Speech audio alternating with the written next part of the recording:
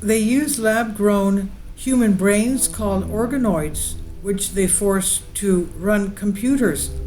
And the writer says, when I first started researching this, I couldn't believe it was true, and yet it is. A company in Switzerland known as Final Spark has built a strange hybrid biocomputer that combines tiny lab-grown human brains with conventional electronic circuits. This approach saves an extraordinary amount of energy compared to regular computers, but there's one big problem.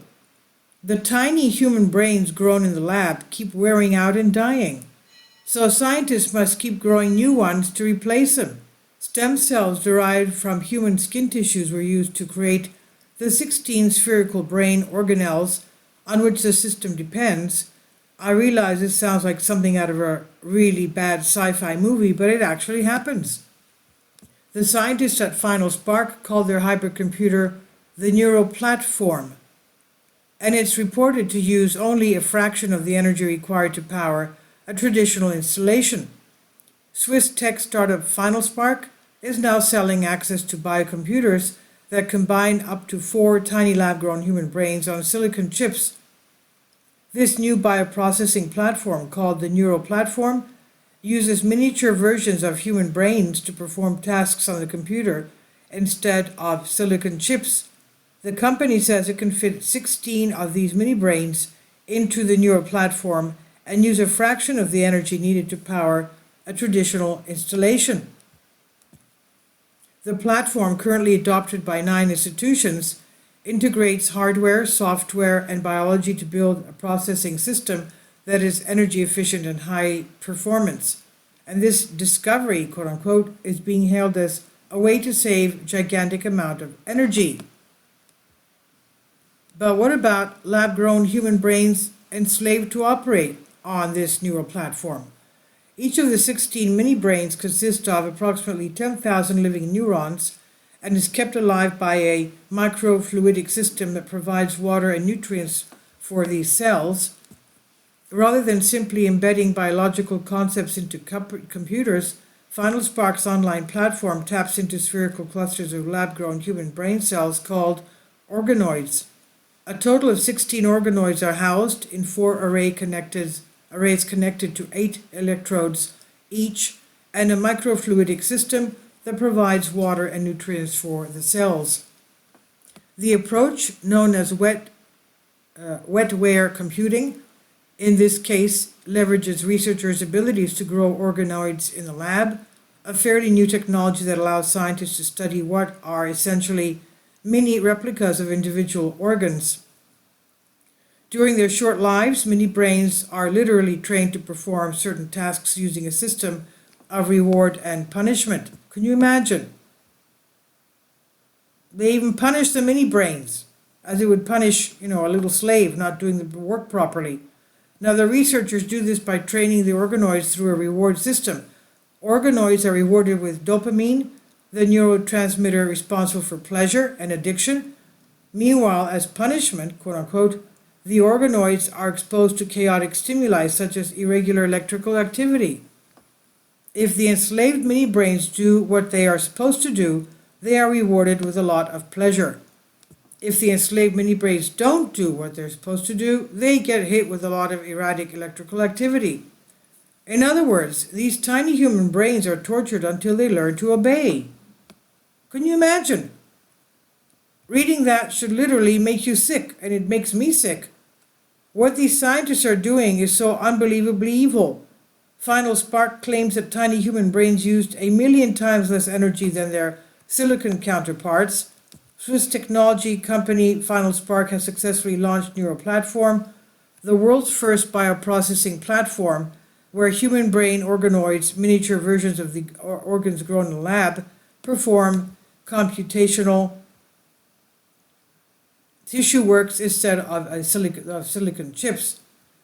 The first such facility houses the ability to process 16 brain organoids, which the company claims use 1,000,000 times less energy than their silicon counterparts. Final Spark hopes that their new technology, quote unquote, will become the main power source for the AI revolution. So the AI is going to enslave human brains. Can you imagine? because at this point training AI models uses a colossal amount of conventional energy, they claim. And according to Final Spark's estimates, training the popular GPT-3 large language model that powered ChatGPT in its early days alone consumed 10 gigawatt hours of energy. This is 6,000 times more energy than the average European city consumes in an entire year. Replacing silicon chips with bioprocessors could lead to drastic energy savings. Final Spark allows research labs to experience the power of biological processors on the neural platform. For many people out there, this will sound really great. Final Spark insists that the processor it has created will use 1,000,000 times less energy compared to a normal silicon chip. There's just one huge problem. Mini brains keep dying and need to be replaced regularly. At first they would die in just a few hours, but now they apparently live up to 100 days. The Final Spark faced many challenges in its early years, since the organoids would die in just a few hours. The company worked around this drawback and improved its MEA systems to ensure that the organoids lived for 100 days. These organoids are literally worked to death. They are attached with electrodes and worked until they can no longer function. Final Spark made these diverse components work through an innovative setup called multi-electrode arrays, MEAs, where the three-dimensional masses of brain tissue are placed. Each AED has 4 brain organoids interconnected by 8 electrodes. These electrodes perform the dual role of stimulating the organoids and recording the data being processed. Data transfer is done via digital to analog converter with a resolution of 16 bits and frequency of 30 kHz. A microfluidic system provides life support for the ACEs, and cameras can monitor their overall function. Have you ever seen The Matrix? I remember that movie as I researched all of this. Just like in that movie, human energy powers the entire system. And just like in that movie, those who feed the system are enslaved. The creators of the neural platform insist that this is perfectly fine because the mini brains are not sentient beings. Well, if they can feel pain or pleasure, of course they're sentient beings. Whether this is true or not, what they are doing is still very wrong. Creating tiny human brains and using them to power a computer might be a way to save a lot of energy, but it also perfectly illustrates how far our society has fallen. We're crossing lines that should never be crossed, and we will eventually pay a very heavy price for the crimes committed by our scientists. This is from the most important news. This is obviously by Michael Snyder. Please leave your comments, and thank you for your support. This is by Michael Snyder. About the author, Michael Snyder's extremely controversial new book entitled Chaos is available in paperback and for Kindle on Amazon.